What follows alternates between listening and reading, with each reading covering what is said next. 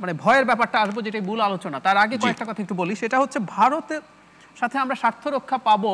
আমি প্রায় দেখি ভারত আমাদের সাথে মুক্তিযুদ্ধের সময় কি কি করেছে এই আলাপটা আনা হয়, একেবারেই অযৌক্তিক আলাপ বলে আমি মনে করি। এমনকি আমি দেখেছি প্রধানমন্ত্রী যখন জনাব মোদির সাথে বসেছেন, তারপর যে ব্রিফিং সেখানে বলছেন, প্রেস ব্রিফিংয়ে বলছেন, এবং সেই আলাপটা আজকে এখানেও আসলো, আহমদ হোসেন ভাই করলেন।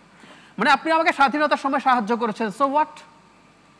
দ্বিতীয় বিশ্বযুদ্ধে সোভিয়েত ইউনিয়ন কি মিত্রপক্ষের সাথে? আমাদের তো সেই পক্ষ থেকে সেই কৃতজ্ঞতা তো থাকবে না, থাকবে না কেন? আর পরবর্তীতে কি হবে কয়েকটা এক্সাম্পল দেই আমি, কয়েকটা এক্সাম্পল। দ্বিতীয় বিশ্বযুদ্ধে সোভিয়েত ইউনিয়ন তো মিত্রপক্ষের সাথে যুদ্ধ করেছে, আমেরিকার সাথে করেনি। ওরা তো অক্ষশক্তির বিরুদ্ধে যুদ্ধ করেছে।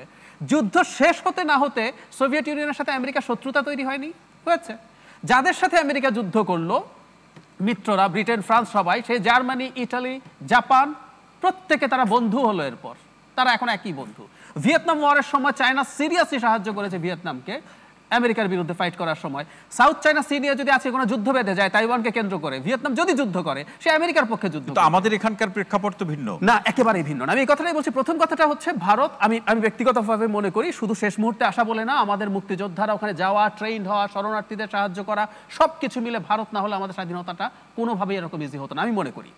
কিন্তু ভারত তার একটা স্ট্র্যাটেজিক প্রয়োজনে এই কাজটা করেছে, এটা আমাদের বুঝতে হবে। কেন এত কৃতজ্ঞতা? কি তার সেই স্ট্র্যাটেজিক প্ল্যানটা কি ছিল? পাকিস্তানকে ভেঙে দিতে চেয়েছে, দুর্বল করে দিতে চেয়েছে। আমি একটা উদাহরণ দেই। ভারত তার যে সেভেন সিস্টার্সের, এরা অনেকে স্বাধীনতা চায়, কাশ্মীর চায়, কেউ কেউ এটার বিরোধিতা করে। ভারত কিন্তু পাকিস্তানের বালুচিস্তান স্বাধীন হোক সেটা চায়, তাকে পেট্রোনাইজ করছে। কেন করছে? আবার একইভাবে ইন্টারেস্টিং, পাকিস্তান তার বেলুচিস্তানের উপরে স্টিম রোলার চালায়, কিন্তু সে আবার কাশ্মীরের স্বাধীনতা নিয়ে কথা বলে। প্রত্যেকটা তার স্ট্র্যাটেজিক ইম্পর্টেন্সের ব্যাপার, দুর্বল করে দেয়া। সুতরাং ওটা টেনে আনাটার কোনো প্রয়োজন নেই। বঙ্গবন্ধু সোলজারদেরকে এখান থেকে ফেরত পাঠিয়েছেন, এটা একটা বড় ক্রেডিট, আমি মানি। কিন্তু বঙ্গবন্ধু কন্যা যে একই মানুষ হবে, নট নেসেসারিলি। আমরা কি অনেকে জানি যে বাংলাদেশের কোস্টাল সার্ভেলেন্স রেডার আছে ভারতের? 2019 সালে এগুলো স্থাপন করা হয়েছে। পুরো বে অফ বেঙ্গলে ভারতীয় রেডার দিয়ে ভারত নজরদারি করে। এবার যে চুক্তি হয়েছে, মোদি তার স্পিচে বলেছেন, আমাদের তো এমওইউ গুলোর কন্টেন্ট জানা, ভয়ের জায়গাগুলো বলুন, যে ভয়ের জায়গাগুলো আসছি আমি। আমাদের যে এমওইউ গুলো হয়েছে, সেই এমওইউ গুলোতে আসে নাই। জনাব মোদি তার স্পিচে ক্লিয়ারলি বলেছেন, আমরা একটা জয়েন্ট স্যাটেলাইট ভারতের সাথে আকাশে স্থাপন করব, যেটা একটা রিমোট সেন্সিং স্যাটেলাইট। মানে আপনি আকাশে বসে মাটির সবকিছু দেখবেন। ভারতের এরকম স্যাটেলাইট আছে, সে বাংলাদেশে সব দেখতে পারে। কিন্তু আমাদের অত্যন্ত স্ট্র্যাটেজিক একটা জায়গাতে আমরা ভারতকে ঢোকাচ্ছি, এগুলো চলছে। এবার এটা নিয়ে ভয়ের জায়গাটা বলে আমি যে কেউকে অনুরোধ করবো, ছবিটা দেখাতে পারলে সবচেয়ে ভালো হতো। দর্শনা হচ্ছে চুয়াডাঙ্গা জেলায়, আমাদের পশ্চিম যে বর্ডার তার মাঝামাঝি জায়গায়। এখান দিয়ে ঢুকবে ভারতের ট্রেন, চিলাহাটি হচ্ছে ওপরে, নীলফামারী জেলা দিয়ে বেরোবে।